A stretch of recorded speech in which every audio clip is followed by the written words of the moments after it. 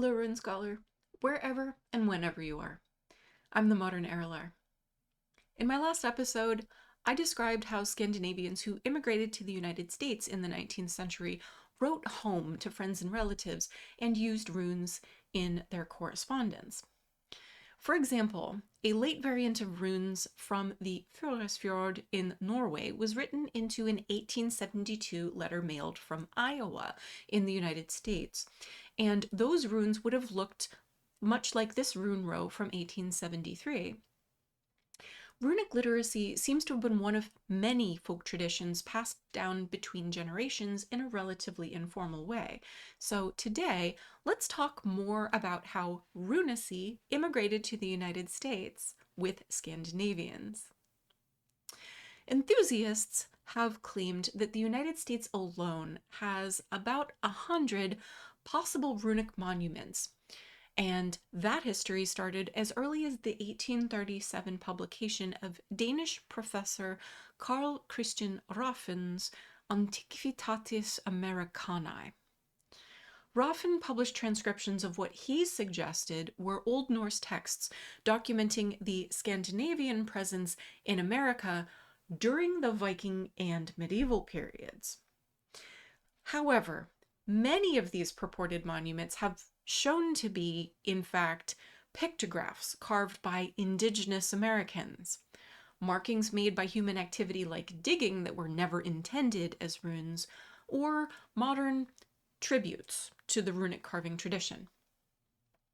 The director of the National Museum of Denmark, Johannes Brønsted, visited New England in 1948 to tour potential Viking sites and report possible inscriptions to send to runologist Erik Moltke.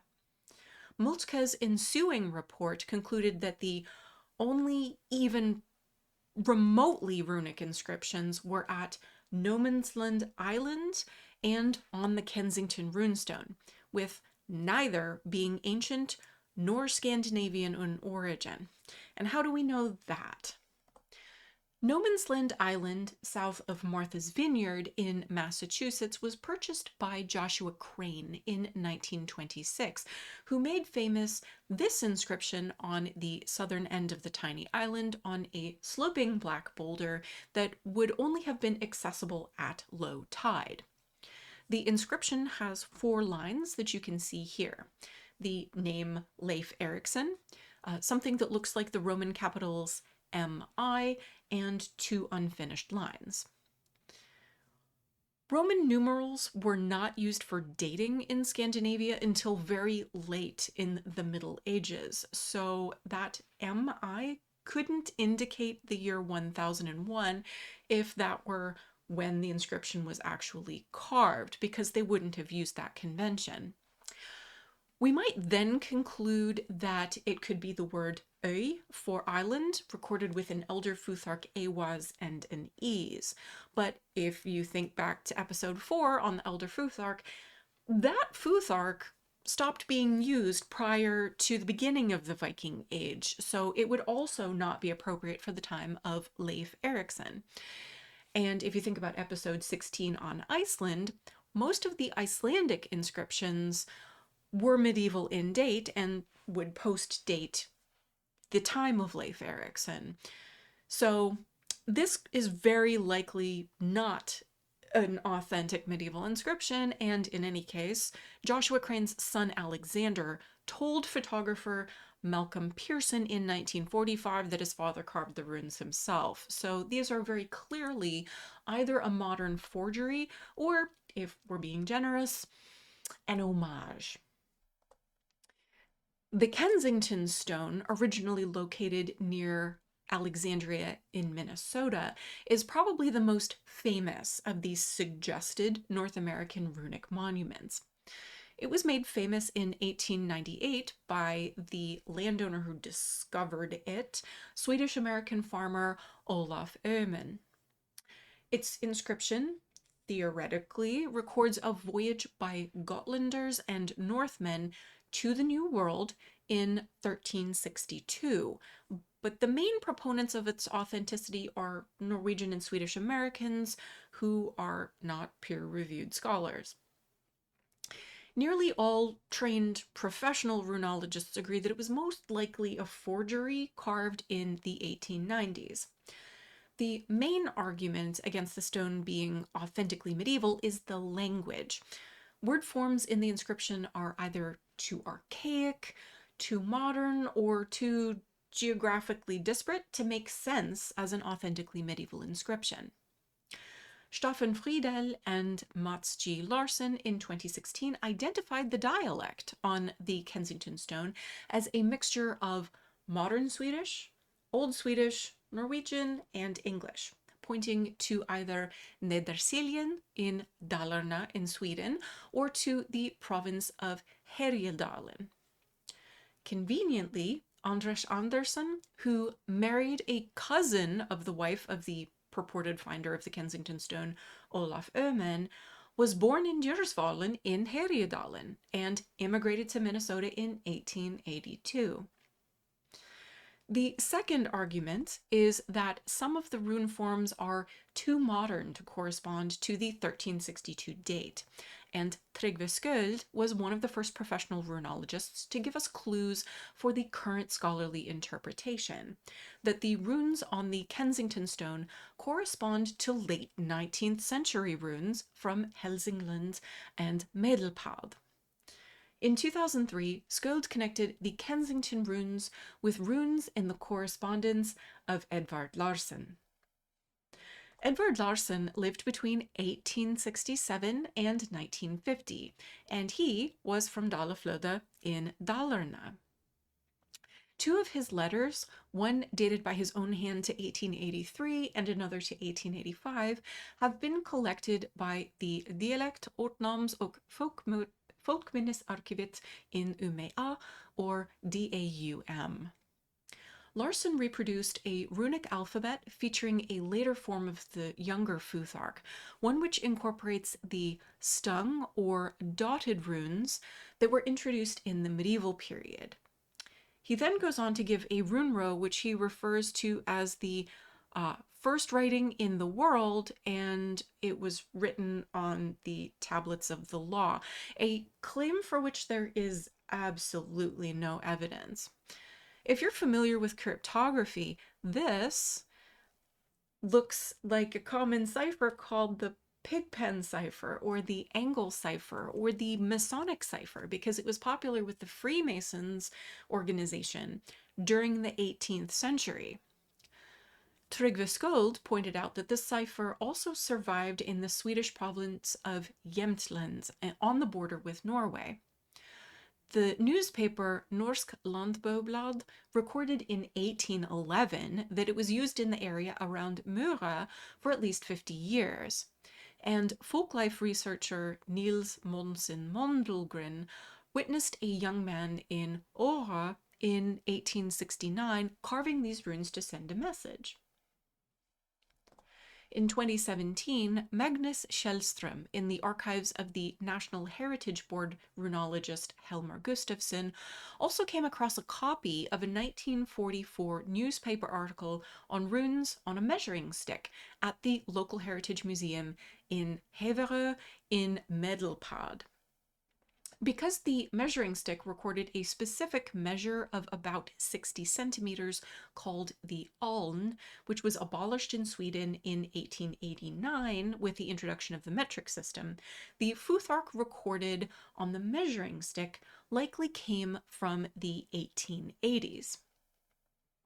After seeing a news article about the Haverö connection, local teacher Anna Björk and her 4th grade class deciphered nearby runes from a farm 30 kilometers from Haverö in Hassela in Hälsingland by using the same runes from the Haverö stick. The runes at the Hassela farm were dated to 1870 and 1877, confirming that the Haverö runes were the missing link between the Larsson runes and the Kensington stone. Conveniently, all of these locations are located within just over 100 kilometers from the place where Olof Öhman lived before he immigrated to Minnesota in 1879. So if you compare the runes on the Kensington stone with the runes used by Edward Larsson, the runes from Haverö and the runes from Hälsingland, you can tell that the runes from the Kensington stone clearly come from the runic tradition in this area. And after the Kensington stone was exhibited in Stockholm in 2003, more parallel inscriptions from rural Sweden emerged as Swedes recognized these runes. A postcard from 1906 in Älvdalen, a 1907 yoke from Monstad. So whatever the immediate motivation for carving it, the Kensington stone falls into the category of modern American tributes to a Scandinavian runic heritage. And its runes have their origin in late 19th century runes used in Dalarna, Hälsingland, and Medelpad. While this looks like it is very probably a hoax by Olaf Öhman and Anders Andersson, other runic finds are probably just misinterpretations of innocent modern inscriptions.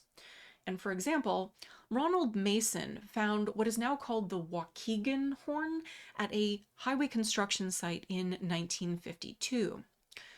This drinking horn was carved with a relief of a figure-wearing male and a poetic runic inscription shown here. Cryptanalyst Alf Monge in 1974 read this inscription as Odin carved the runes, and a date of December 15, 1317, relating the inscription to the acrostic telistic cipher of the Vinland map, and swearing that most of the inscription was unintelligible. He was not a professional runologist. Professional runologist Einar Haugen transliterated the inscription that you see here and cross-checked with Professor Haraldur Bessason of the University of Manitoba that this is modern Icelandic poetry in the Sléttubönd meter, no example of which is known farther back than the 17th century and which was quite popular in the 19th century. The daughter of the poet who wrote the verse, Hjalmar Larsson, confirmed that it was written between 1910 and 1920 for sale in a Reykjavik gift shop carved onto a horn. It literally says horn on his note card with poem in his files. So here we have an example of someone finding an innocent modern inscribed object that uses runes in an unexpected context, the soil of Illinois, and someone else interpreting incorrectly that the object is older than it actually is. But hoaxes didn't stop in the 19th century. Much more recently, the AVM stone, reported in 2001, was located about 400 yards from the find spot of the Kensington runestone. Its inscription consists of 13 symbols in 2 lines. AVM 1363, which seems to be a date, and what was supposed to be the blessing word Alu, if you ignore what looks like a slip of the chisel. This was carved in June 1985 by future professors Kari Ellen Gada and Jana Schulman, with 3 other graduate students who chose to remain anonymous while they were studying at the University of Minnesota. It evidently took them about 2 hours to carve as a test of others' willingness to believe in mystery artifacts. Professors Gauda and Schulman came forward to reveal the hoax when they found out about fundraising efforts to study the stone and its authenticity. You may be curious how we get 1363 from these symbols. These are pentadic numbers, a base 5 numbering system used to communicate dates on the Kensington stone. If we return to the Edward Larsson letter that I showed earlier, which predates the 1898 discovery of the Kensington runestone, he very clearly explained the system of pentadic numbers using 0 through 9. But is that how the Vikings would have written their numbers? We should cover that in our next episode. Thank you for reading the runes with me, the Modern Erilar.